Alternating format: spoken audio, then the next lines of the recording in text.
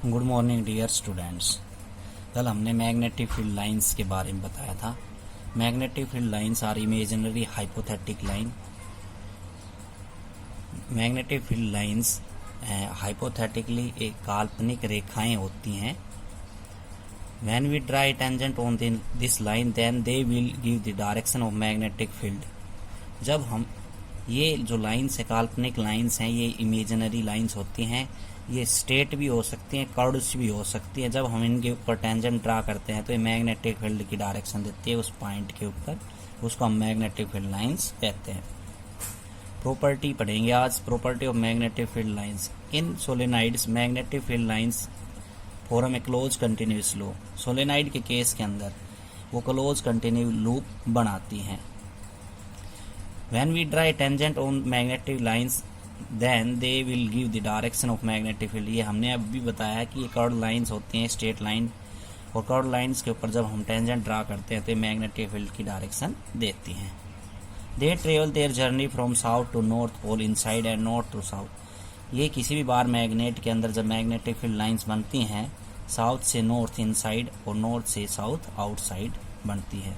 Magnetic field lines are longitudinally, that is unlike poles are attract each others. जैसे charge के अंदर plus minus attract करता है, यहाँ पे भी जो मैग्नेटिक पोल्स होते हैं एम और माइनस एम वो आपस में अट्रैक्ट करते हैं। ये इसकी प्रॉपर्टी है। Magnetic field lines so laterally exert pressure.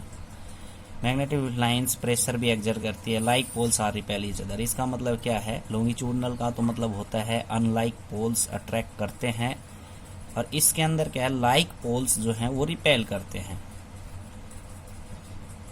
To magnetic field lines can never intersect each others. दो मैग्नेटिक फील्ड लाइंस कभी भी आपस में इंटरसेक्ट नहीं होती या क्रॉस नहीं होती।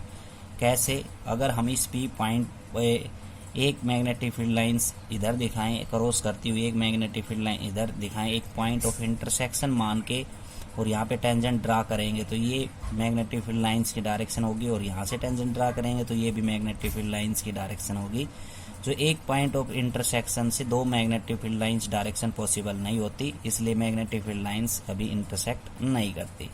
Because at A point of intersection P, if we draw a tangent then they will be give two different direction of B at one point. एक पॉइंट से दो डायरेक्शन मिलती है, ये पॉसिबल नहीं होता फिजिक्स के अंदर, इसलिए टू मैग्नेटिक फील्ड लाइंस कभी इंटरसेक्ट नहीं करती। अगला टॉपिक है मैग्नेटिक डायपोल। क्या होता है? Two equal and opposite pole strength, they are separated by some distance is called magnetic dipole. दो equal and opposite pole strength मतलब कि एक है m और एक माइनस m। दो इक्वल एंड अपोजिट ये पोल स्ट्रेंथ हैं, वो कुछ डिस्टेंस पे सेपरेट रहती है। वो डिस्टेंस होता है 2l। ठीक है, 2l क्या है? वो डिस्टेंस है या डायपोल लेंथ है।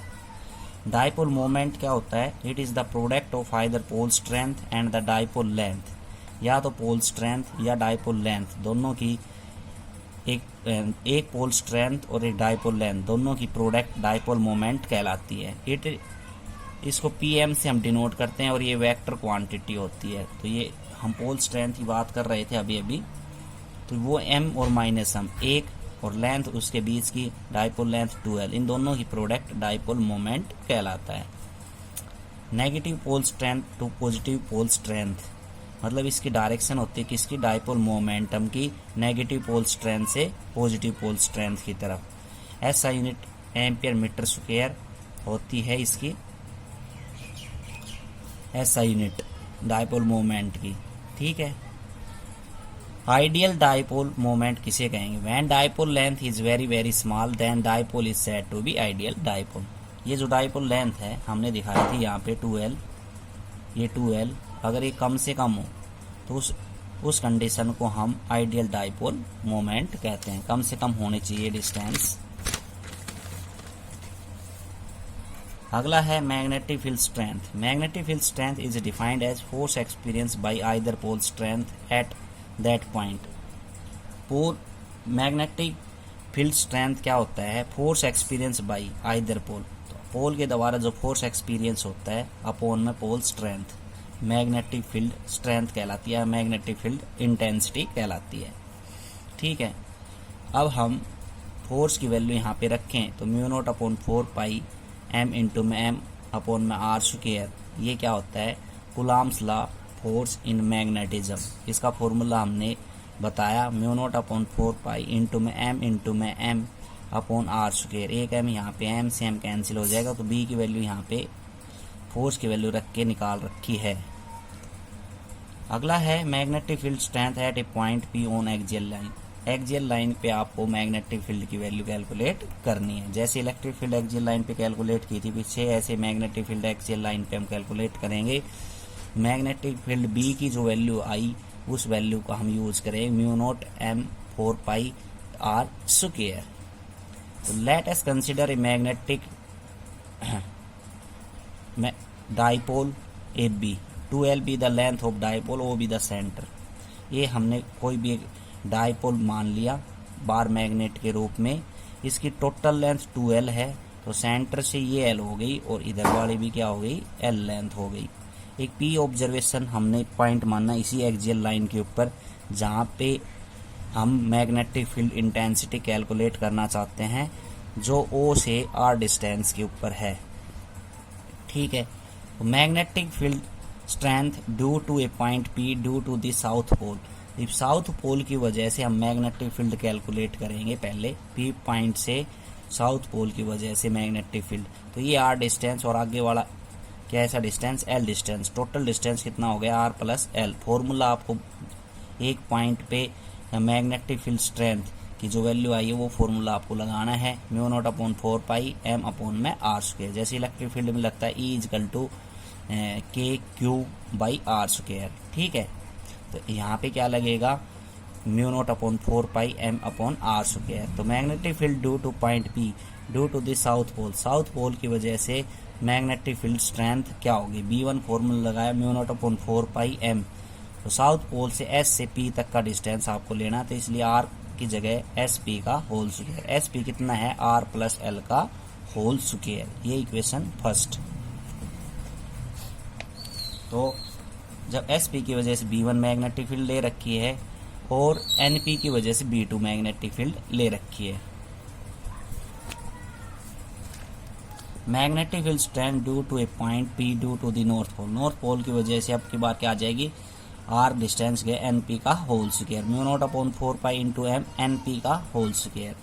तो B2 की वैल्यू कितनी आ गई अब की बार R में से हम ये L माइनस कर देंगे, टोटल डिस्टेंस जो हमने मान रखा O तक ये R है, ये L है, तो NP कितना बच गया R minus L। B2 is greater than B1, इसलिए टोटल मैग्नेटिक फील्ड कैलकुलेट करेंगे, net magnetic field B2 minus B1। तो mu not M upon 4 pi को मना रहा है, अंदर बच गया 1 अपॉन R माइनस L का whole square minus 1 upon R plus L का होल स्क्वायर। अब R प्लस L का होल स्क्वायर और R माइनस L का होल स्क्वायर हमने क्या ले लिया एलसीएम ले लिया।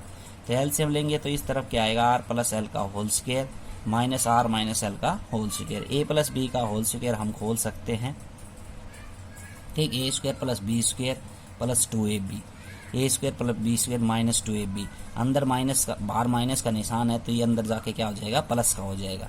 ठीक है, जो कैंसिल हो रहा है वो हमने कैंसिल कर दिया, R स्क्वायर से R स्क्वायर कैंसिल हो रहा है यहाँ पे, और L स्क्वायर से L स्क्वायर, तो अपने पास बच गया 4RL।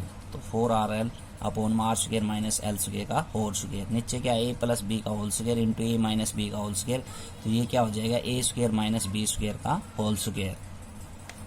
Mu naught M upon 4 पाई 4RL, ये 4RL को हमने लिख दिया 2 मल्टीप्लाई 2RL। ठीक है, अब हमने डाइपोल मोमेंट का फार्मूला बताया था 2Lm, तो उसकी जगह हम रख देंगे डाइपोल मोमेंट 2Lm। तो अपने पास B की वैल्यू आ गई mu naught 2Pm dipole moment into R upon 4 पाई R square minus L square का होल स्क्वायर। तो आज के लिए इतना ही, थैंक यू।